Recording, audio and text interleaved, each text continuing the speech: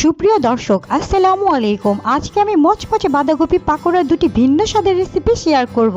বাঁধাকপি পাকোড়া তো অনেকে খেয়েছেন, এবার একটু ভিন্নভাবে তৈরি করে দেখুন। এই বাঁধাকপি পাকোড়ার পুরো ফ্যান হয়ে যাবেন।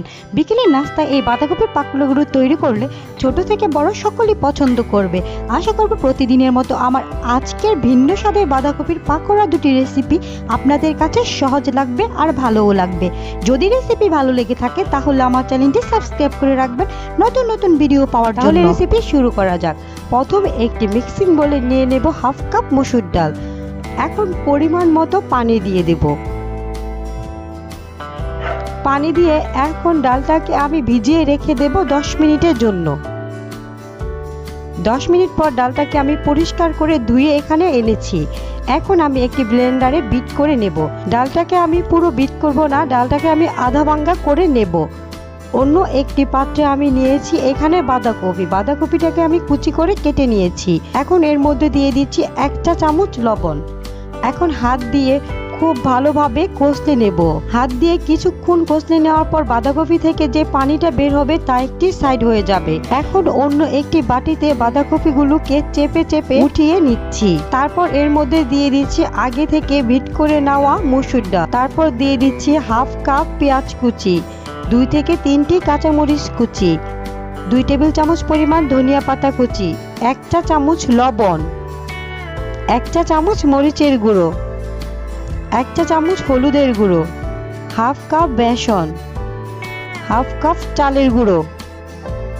এখন সবগুলো উপকরণ একসাথে খুব ভালোভাবে মিশিয়ে নেব। মেশানোর একটু পরে বোঝা যাবে যে আমার ব্যাটারটি আঠালো এবং খুব সুন্দর হয়ে গেছে। এখন এর থেকে অল্প পরিমাণ ব্যাটার হাতে নিয়ে এইভাবে গোল করে আমি পাকোড়ার শেপটা দিয়ে দেব। এখন আমি পাকোড়াগুলো ভাজতে চুলায় চলে যাব। চুলায় আমি প্যানে আগে থেকেই তেল গরম করে রেখেছি। এখন একে একে আমি পাকোড়াগুলো দিয়ে দেব। 2 থেকে 3 মিনিট ভাজার পর আমি পাকোড়াগুলোকে উল্টে দেব।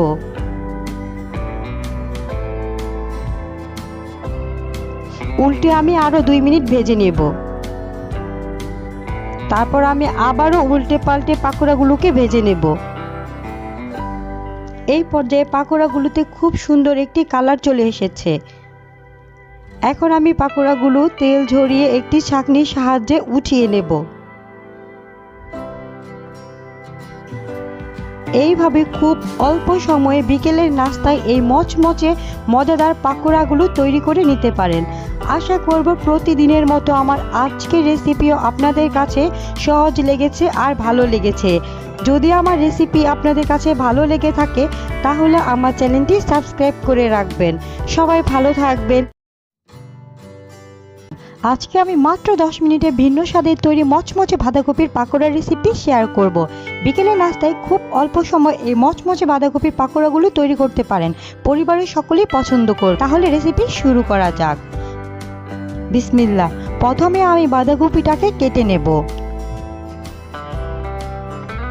পুরো বাঁধাকপিটাকে এখানে আমি ব্যবহার করব না। এখানে আমি পাকোড়ার জন্য অর্ধেক বাঁধাকপি নিয়ে নেব। এখন আমি বাঁধাকপিটাকে কুচি কুচি করে কেটে নেব।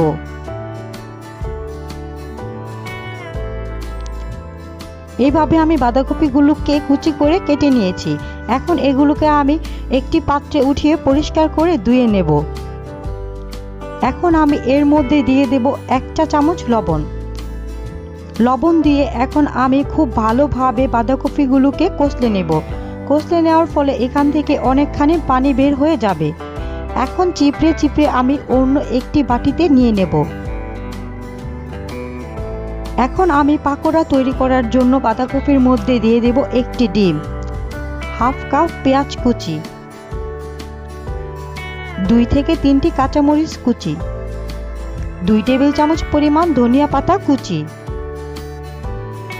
যেহেতু বাঁধাকপির মধ্যে আগে থেকে লবণ দেওয়া তার জন্য এখানে বুঝে শুনে লবণ দিবেন। এখানে আমি হাফ চা চামচ লবণ দিয়েছি, 1 চা চামচ মরিচের গুঁড়ো দিয়েছি, হাফ চা চামচ আদা রসুন বাটা এবং স্বাদের জন্য অল্প পরিমাণ টেস্টিং সল্ট। এটা অপশনাল, আপনারা চাইলে স্কিপও করতে পারেন। এখানে দিয়ে দেব হাফ কাপ ব্রেড গাম আর সাথে দিয়ে দিব হাফ কাপ বেসন। এখন সবগুলো উপকরণ একসাথে খুব ভালোভাবে মিশিয়ে নেব। কিছুক্ষণ মাখানোর পরে এর ব্যাটারগুলো এরকম হয়ে যাবে। এখন হাতটাকে একটু পরিষ্কার করে অল্প পরিমাণ ডো এখান থেকে হাতে নিয়ে আমি পাকোড়ার শেপ দিয়ে নেব। এই পাকোড়াগুলো এখন আমি দিয়ে দেব ব্রেড গামের উপর। খুব ভালোভাবে চেপে চেপে আমি ব্রেড গাম দিয়ে কোট করে নেব। কোট করা হয়ে গেছে। এইভাবে আমি সবগুলো নাস্তা কোট করে নিয়েছি। এখন এগুলো ভাজতে চুলায় চলে যাব। চুলায় প্যানে আগে থেকে তেল গরম করে রেখেছি। এখন একে একে আমি পাকোড়াগুলো দিয়ে দিচ্ছি। 2-1 মিনিট ভাজার পর আমি পাকোড়াগুলোকে উল্টে দিচ্ছি। উল্টে আমি আরও 2-1 মিনিট ভেজে নিচ্ছি। আবারও পাকোড়াগুলোকে উল্টে দিচ্ছি। এইভাবে উল্টে পাল্টে আমি 5 থেকে 6 মিনিট পাকোড়াগুলোকে খুব ভালোভাবে ভেজে নিয়েছি। এই পর্যায়ে আমার পাকোড়াতে খুব সুন্দর একটি কালার চলে এসেছে। এখন আমি তেল জড়িয়ে একে একে পাকোড়াগুলোকে উঠিয়ে নেব।